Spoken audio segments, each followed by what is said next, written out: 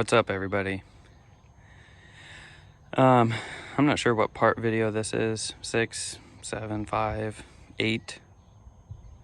What I do know is in the last video I talked about not wanting to showcase every little thing that I was doing in the Blazer, but I did want to do synopsis overviews every once in a while so that I didn't just all of a sudden have a build that was completely done without any timeline. And the last video, I believe I was working on the roof, and as you can see, it's gotten a whole lot further. So I haven't done the best at doing timeline updates, so let's just do a quick overview starting from the front of what's going on here. So underneath the hood, currently running 2 brand X billet 390s with all sky high wire, running to a delete box over here in the front, distribution. The vehicle power comes up and ties in, vehicle ground goes over to the alternators. We have a voltmeter up front, one inside and one in the back, so we can see voltage in all 3 locations.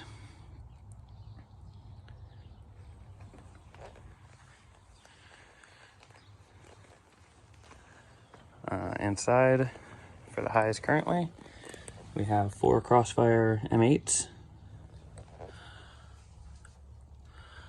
and 4 Crossfire Super Tweets in the dash. The A-pillars will eventually end up getting some 3-inch full range. This is all currently running on an Alpine 149 HD.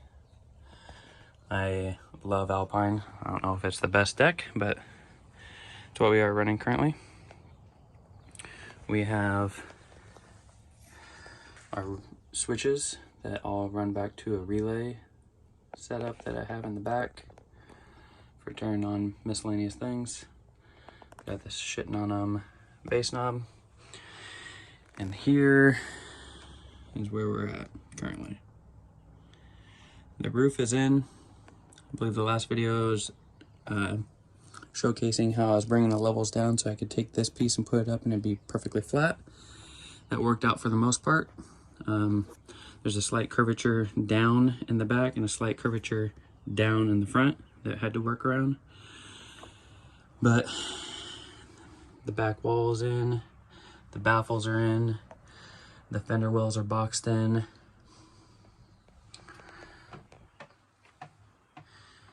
We have to do these 45s in the corner here yet, which are up here, and I just fitted them last night. Need a little bit more massaging, and then those will get put in.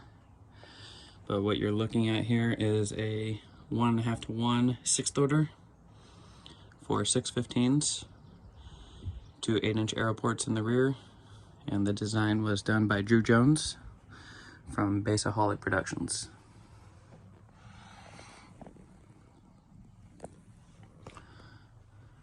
This will be a 3-inch thick front wall that we built inside of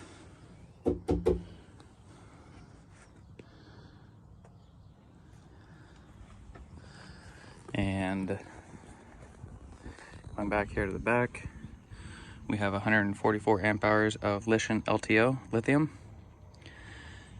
We don't have all the wiring done yet, but we have 8 runs going up to a SMD octoblock.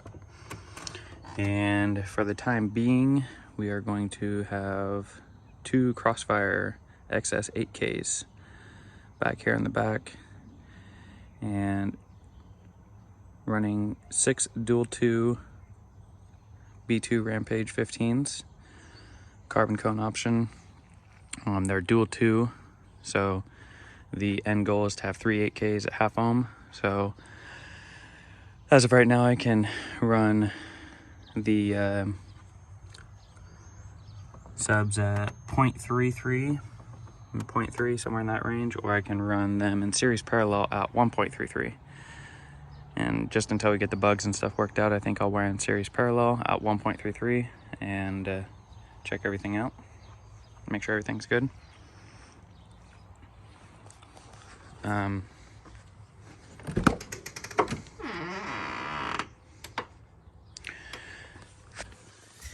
Gonna be building some braces underneath the baffle.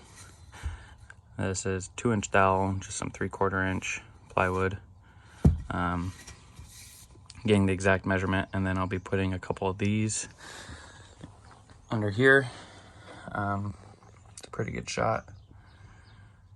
The bottom of the baffles have been 1-inch round over, and then also took a grinder and a flappy disc sanding wheel and massaged them out even a little bit more.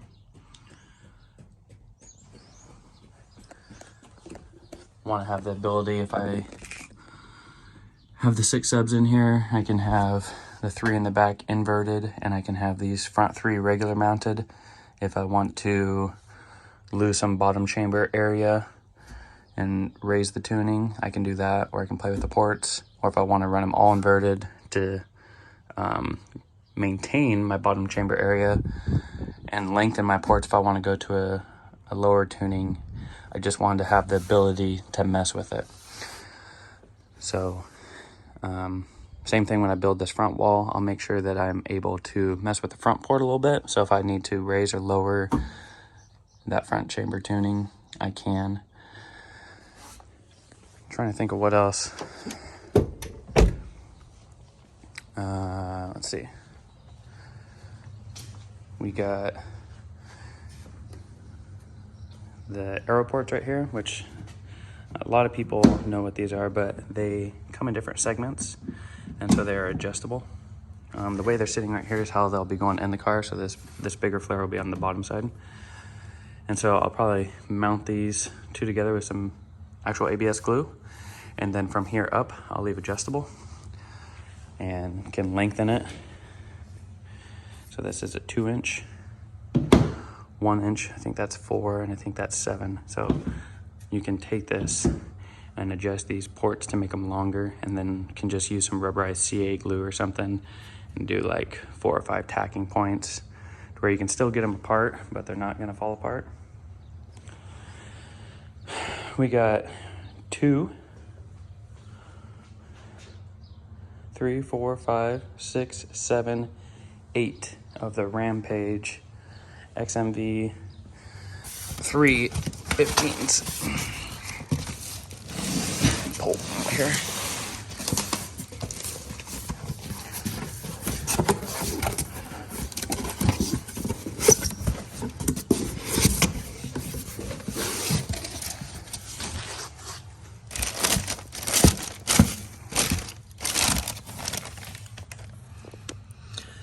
I would pull this out, but it's about 90 pounds. So we're gonna be running 6 of these.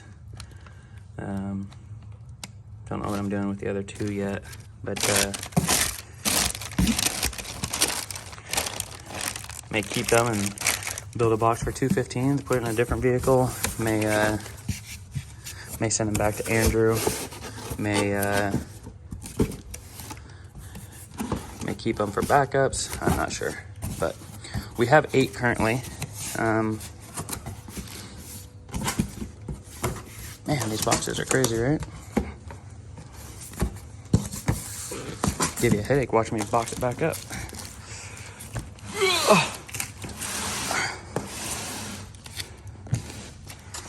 Oops, have to put that in there. So here's what the basket looks like on those. So I've been doing some test fitment, and also trying to figure out what color I want to do inside the enclosure. This is a true black stain. It's got some shellac on it. Not sure if I want to do that, have it professionally painted, or what. I just know I don't want to have all those hours of work end up having it look like ass. So it's a quick update on the Blazer. Trying to think of anything else that I didn't update you on. Nothing special about this video. It's just, you know, in 5 years when I look back, it'll be cool to watch a 10-minute video of how absurd this was, or how amateur my work was at the time, or, you know, whatever the case may be when I look back on this video. I want it to be there for me to be able to look back on. So I need to figure out if I'm going to add another layer onto the back of this, just for more strength and for mounting purposes of putting, you know, a lot of weight of amplifiers hanging off the back wall. So I'm thinking about adding another layer right there and then mounting the amplifiers. Probably maybe I'll use the thumbnail, because I don't have the amplifier out here right now, but maybe I'll use the thumbnail. I had the amp out here and I was doing some fitment, and then maybe I'll use that as the thumbnail for this video. That way you can see how big the amplifiers are. They're not small. Yeah, anyways, I think that's it. Gonna get those 45s in today, hopefully. Try and get some of those bracings in. I want to get to a point today where I'm working on that front wall. And then what I'll do is take my time, work on the front wall, get that one piece figured out, and then I'll use my router with a flush trim bit, and then I'll just make 3 more copies, and that front wall will be 4 layers thick. Once that's done, we're going to be getting to a place where can do the wiring and stuff like that. And so I have, I guess real quick, I have from Barnaby this sweet piece. So that will be mounted on the side of the box, up behind the driver's seat basically, so it'll be easy to access the inside of the box with having to reach over a bunch of woofers. So once we get the front wall and stuff done, we can install that. And then if we haven't decided on what color and stuff we're doing, we can do a dry run without things being finished, get the subs in, get the wiring in, and get it to its first turn on. Anyways, I think I've already been long-winded enough. We'll end it there. One more look at the inside.